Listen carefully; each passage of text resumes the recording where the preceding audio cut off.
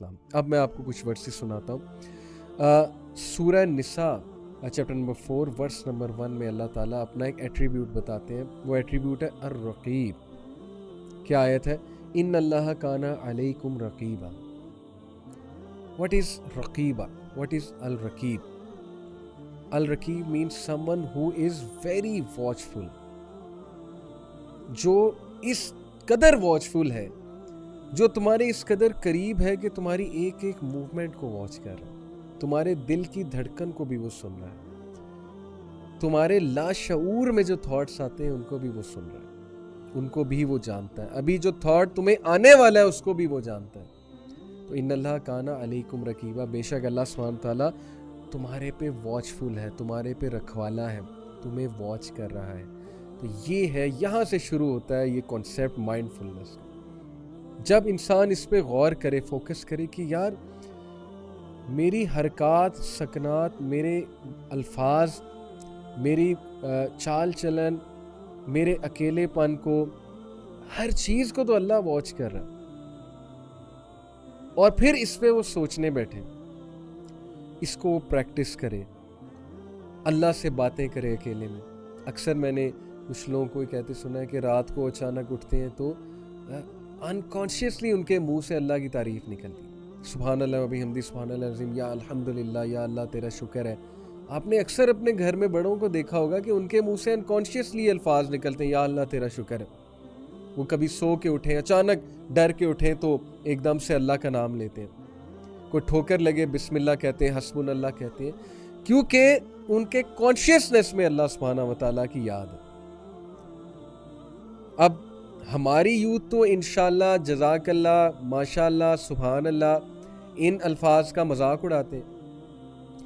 یہ انہیں نہیں پتا کہ یہ الفاظ کیوں ہمیں سکھائے گئے، ہم کیوں بار بار انشاءاللہ کہتے ہیں، ہماری بات پہ کیوں انشاءاللہ کہتے ہیں. کچھ لوگ کی انشاءاللہ کہنے کی بہت عادت ہے، بھئی اچھی بات ہے. دے آر مائنڈفل آف اللہ، اللہ کو یاد کر رہے ہیں، ہر چیز میں اللہ سبحانہ تعالیٰ کو مینشن کر رہے ہیں، انشاءاللہ کہہ رہے ہیں، سبحان اللہ کہہ رہے ہیں، جزاک اللہ کہہ رہے ہیں، الحمدللہ کہہ رہے ہیں. تو ان چیزوں کو مذاق بنا لیا، ہر چیز کو پکڑ کے تو مذاق بنا لیتی ہے ہماری یوتھ. یہ تو حال ہے. تو اللہ تعالیٰ ہدایت دے. ہم بھی کسی دور میں ظاہر ہے کہ اس فتنے کا شکار ہوئے کہ مذاق اس حد تک ہوا کہ دینی شاعر کا بھی مذاق اڑانا شروع کر دیا. اللہ معاف کرے، اللہ معاف کرے. اللہ تعالیٰ الحمدللہ ثم الحمدللہ ڈارکنیس سے لائٹ میں لے کر آیا. تو کچھ لوگ، میں آپ کو بتا رہا تھا کہ ان کے منہ سے انکانشیسلی اللہ سبحانہ وتعالیٰ کا ہی نام نکلتا ہے. اور یہ خوشخبری ہے، بشارت ہے. یہ بشارت ہے کہ موت جب آئے گی تو تب بھی انکانشیسلی اللہ کا ہی نام نکلے گا. لیکن اگر اس کے اپوزٹ ہے، اللہ کا نام ہی کبھی نہیں لیا، تو پھر موت کے وقت بڑا مشکل ہو جائے گا کلمہ کہنا یا اللہ کا نام لینا. یہ تو جو لائف سٹائل ہے، your life style determines your death style. یہ تو بہت کامن انگلش پروورب ہے. تو اس لیے بات میں یہ کرنا چاہ رہا ہوں کہ اپنی گفتگو میں اللہ تعالیٰ کو مینشن کیا کریں. اپنی گفتگو میں یہ الفاظ خود بھی کہیں، گھر والوں کو بھی سکھائیں، ماشاء اللہ، انشاءاللہ، جزاک اللہ، because it all starts with mentioning Allah سبحانہ و تعالیٰ. ایک اور آیت آپ کو سناتا ہوں. یہ ہے سورہ البقرہ کی چیپٹر نمبر 2 ورس 235 کی. وَاعْلَمُوا أَنَّ اللَّهَ يَعْلَمُ مَا فِي أَنفُسِكُمْ فَاحْذَرُوهُ وَاعْلَمُوا أَنَّ اللَّهَ غَفُورٌ حَلِيمٌ. جان لے کہ اللہ وہ بھی جانتا ہے، ما فی انفسکم، جو تمہارے اندر ہے اس کو بھی جانتا ہے.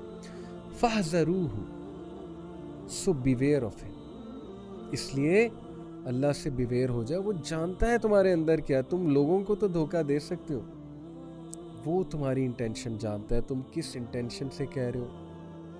تم کسی کو پنچ کرنے کے لیے کہہ رہے ہو، مذاق اڑانے کے لیے کہہ رہے ہو، غصہ نکالنے کے لیے کہہ رہے ہو، یا کیا انٹینشن ہے تمہاری اندر کی انٹینشن کیا ہے، یہ اللہ جانتا ہے. اور پھر فرمایا وَاعْلَمُوا أَنَّ اللَّهَ غَفُورٌ حَلِيمٌ. جان لے کہ اللہ تعالیٰ غفور ہے، حلیم ہے. حلیم سے مراد ہے فاربیئرنگ ہے، برداشت کرنے والا ہے. تمہاری خطاؤں کو برداشت کرتا ہے اللہ تعالیٰ.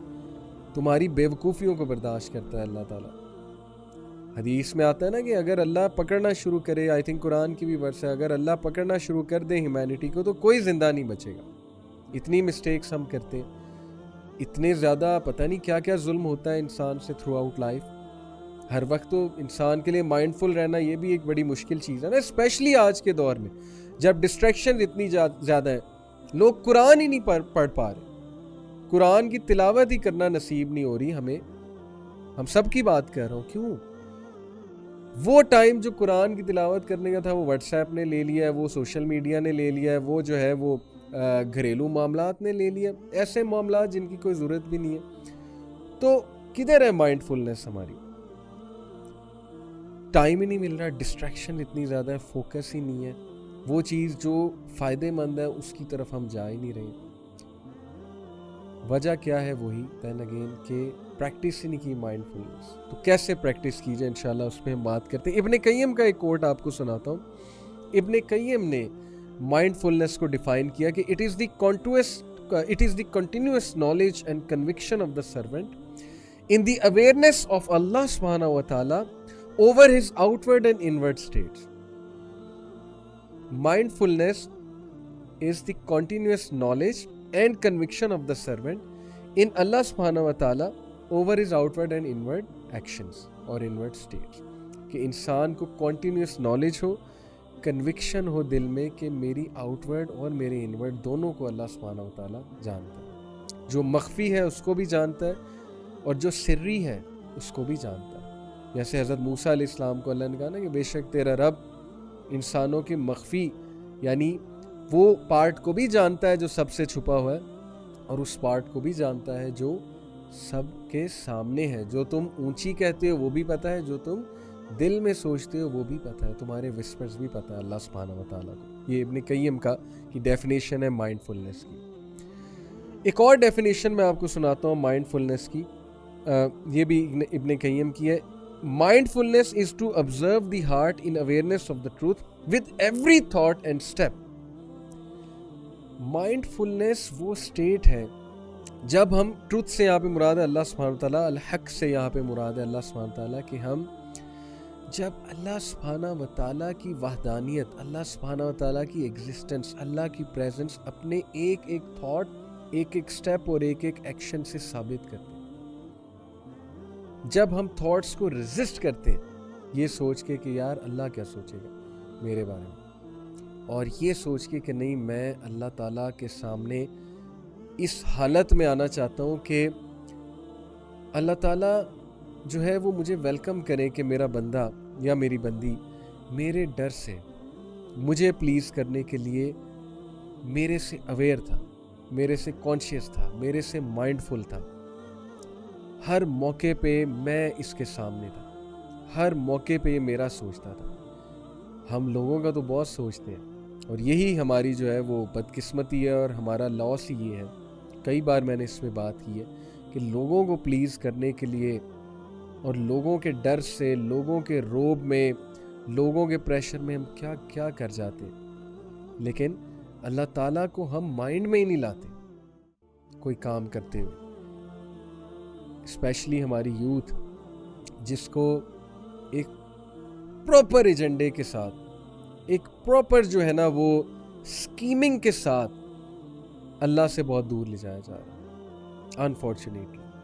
اور ہمارا میڈیا اس میں بڑے دکھ کے ساتھ یہ بات کہنا چاہتا ہوں کہ ہمارا میڈیا اس میں بہت ایکٹیو رول جو ہے وہ پلے کر رہا ہے ان اے نیگیٹو سینس. کسی ڈرامے میں کیا دکھاتے ہیں وہ, مطلب اللہ کہاں ہے کسی ڈرامے میں؟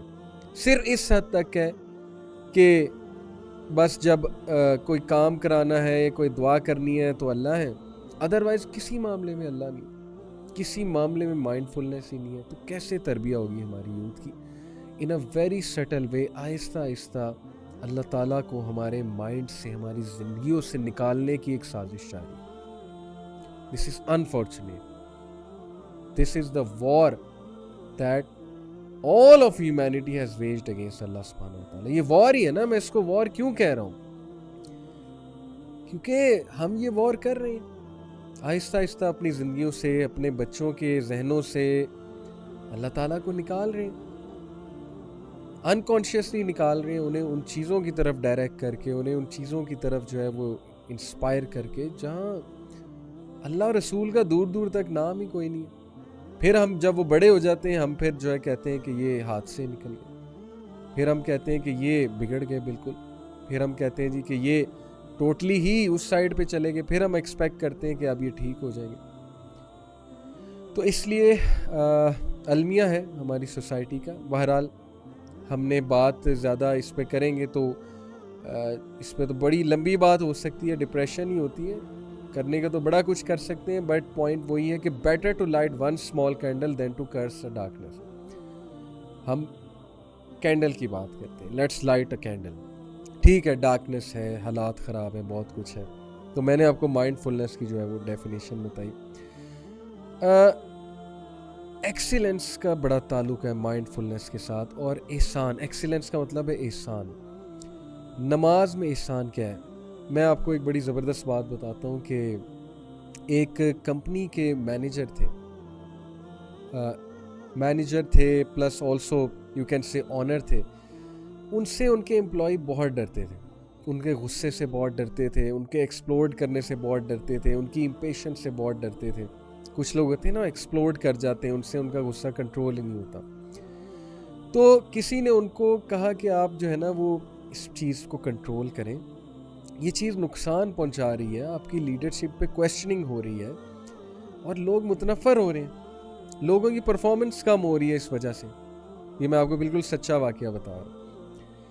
تو امپلائی جو تھے, آنر جو تھے, وہ انہوں نے ایک ماہر نفسیات کے ساتھ رابطہ کیا. ماہر نفسیات جب ظاہر ہے کہ وہ کچھ پیسے لیتے ہیں, آپ کو کچھ پریکٹسز سکھاتے ہیں.